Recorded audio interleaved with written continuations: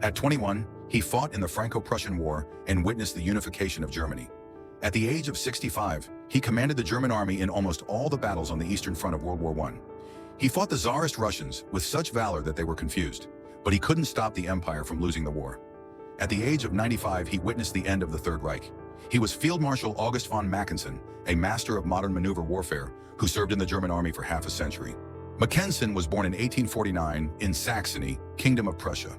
His grandfather was a cavalry officer in Hanover during the Napoleonic Wars. It is said that at the age of 90, he could still ride a horse. Mackensen grew up listening to his grandfather's war stories and aspired to be a cavalryman. In 1869, at the age of 20, he joined the Brunswick Death Cavalry, one of Prussia's finest. Mackensen was proud to serve in this unit for the rest of his life. He always wore his Death Cavalry uniform on important occasions, which was quite impressive. In 1870, the Franco-Prussian War broke out. Mackensen was promoted to second lieutenant with the Iron Cross, second class, for bravery. The war ended with the unification of Germany by the Kingdom of Prussia, which replaced France as the dominant power in Europe. Mackensen was honored to be a part of this war, but once the war was over, his father, who was a land agent, forced him to retire from the army and study agriculture at the University of Halle, so that he could replace himself. Mackensen did what he was told, but in college he focused on his war history classes. 2 years later, with the help of his mother, Mackensen finally returned to his beloved cavalry. Because of his good looks, he was taken in by the sister of one of his comrades. They were married in 1879. Mackensen's wife's father was an aristocrat. He was an influential member of the East Prussian House of Lords. With this connection, Mackensen's career in the Imperial Army went smoothly. Of course, he was also very capable. The year after his marriage, Mackensen was transferred to the Imperial General Staff. He was recognized by the Chief of Staff, Moltke the Elder. He taught him strategy and tactics when he could. 3 years later, Mackensen was sent out on a tour of duty. Before his death in 1891, Moltke the Elder still remembered this meticulous, sturdy officer. On his recommendation, Mackensen returned to the General Staff as aide-de-camp to the new Chief of Staff, Count of Schlieffen. Moltke the Elder and Schlieffen commanded the War of German Unification. One went on to develop the Schlieffen Plan, the prototype of the Blitzkrieg. Both were among Germany's leading military figures. Mackensen benefited greatly from his long association with both men. In January of 1898, Mackensen was recognized by Kaiser Wilhelm II as his personal aide-de-camp. The Kaiser was pleased with his talent and demeanor. On the 40th birthday of Wilhelm II, Mackensen was made a nobleman. The von was added to his name. In 1901, Mackensen was promoted to general, brigadier general of the Brunswick Death Cavalry. Since then, he has served in the field army. When World War I broke out in 1914, Mackensen, 65, was commander of the 17th Army. He was part of the 8th Army Group on the Eastern Front. In August, the Tsarist army invaded East Prussia. Mackensen led an army under Hindenburg and Ludendorff. Under Hindenburg and Ludendorff, Mackensen participated in the Battle of Tannenberg and the Battle of Lake Missouri. Mackensen's command was so brilliant that at the beginning of November, Mackensen was the first to attack East Prussia. In early November, Mackensen was promoted to commander of the 9th Army Group. His time had come. After the defeat at Tannenbaum, the Tsarist Russians gathered 3 groups of nearly 380,000 men to attack Polish Silesia. The German army was not as strong as the Russians. The commander-in-chief decided not to fight from the front. Mackensen led a flanking attack on the gap between the Tsarist groups near Lodz, Poland. To try and pull off another Tannenbaum victory, Hindenburg's plan was a good one, but it was very difficult to implement. Mackensen's 9th Army had only been expanded to 180,000 men, against twice as many Russians in a bitterly cold winter. The 25th German Reserve Army was surrounded by Russian troops.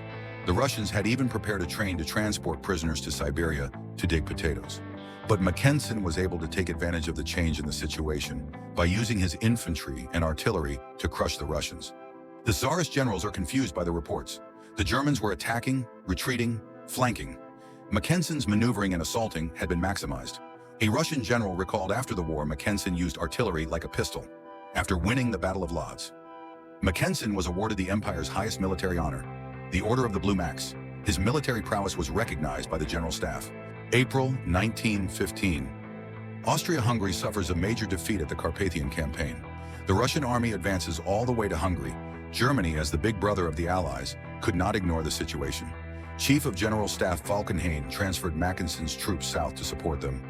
Mackensen, as the commander-in-chief of the German-Austrian Allied forces, and gave him a very good chief of staff, Hans von Seeckt, the father of the Wehrmacht.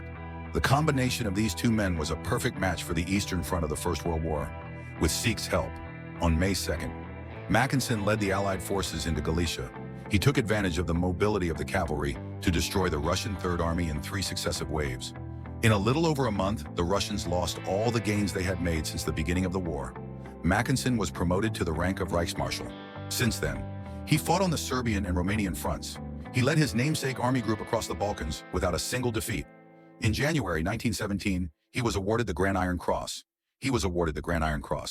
This honor was awarded to only 20 men from the time of the Napoleonic Wars to the end of World War II. There were only 20 recipients, so it's quite a rare honor. Mackensen's success in battle established his place in German military history. Mackensen was known as the Forward Marshal. Unfortunately, his strength could not stop the decline of the Reich. In November 1918, the German Revolution broke out. Kaiser Wilhelm II abdicated and went into exile. The newly formed Weimar Republic surrendered. After the armistice, Mackensen was arrested in Serbia and handed over to the French, returned to Germany a year later. In 1920, Mackensen was officially discharged from the army. A veteran Prussian soldier, he opposed the Versailles Contract. He had no love for the Weimar Republic. In his old age, he was committed to the restoration of the Reich, often wearing the proud uniform of the Prussian Death Cavalry. As a war hero of the First World War, he was active in organizations that supported military rule and nationalism, the Steel Helmets, the Schlieffen Society, and others. Mackensen's attitude during the rise of the Nazis was ambiguous. He was essentially a supporter of the monarchy. He was in constant correspondence with William II in exile in Holland. Although he admired Mustache's methods of revitalizing Germany, he did not approve of many of his methods. July 1934. Mustache launches Night of the Long Knives cleansing of stormtroopers and opponents. The Weimar Republic's Minister of Defense, who had served as Ludendorff's adjutant during World War I, General von Schleicher, and his staff are executed. Mackensen took offense. He publicly stated that the two generals were innocent. Mustache was a little angry, but he tried to impress Mackensen with the Junker officers of the Wehrmacht. They gave him a large estate. In September 1939, after the German Blitzkrieg on Poland, Mackensen was 90 years old. Mackensen, at the age of 90, had heard of the many atrocities committed by the SS in Poland. He personally wrote to the German army commander, von Brauch, that these atrocities undermined the dignity of the Reich soldiers. He hoped that Brauch would respond to the SS chief Himmler. Although the letter was of little use, it showed Mackensen's spirit as a traditional soldier. Since then, during World War II, Mackensen kept a low profile, except in June 1941. As the only surviving Reichsmarshal of Germany, he went to the Netherlands to attend the funeral of William II. He didn't do much. After all, he was in his 90s. In April 1945, Mackensen was briefly detained at his home by the British. At his home, but he was soon released. I didn't expect the old man to come home. The first thing the old man did when he got home was to complain that the British soldiers had stolen his chickens. It made the British laugh and cry. In November of the same year, the German Reichsmarshal died of natural causes. He was 95 years old. It can be said that his life is a history of Germany. That's all for today. If you like it, please like it and subscribe. See you next time.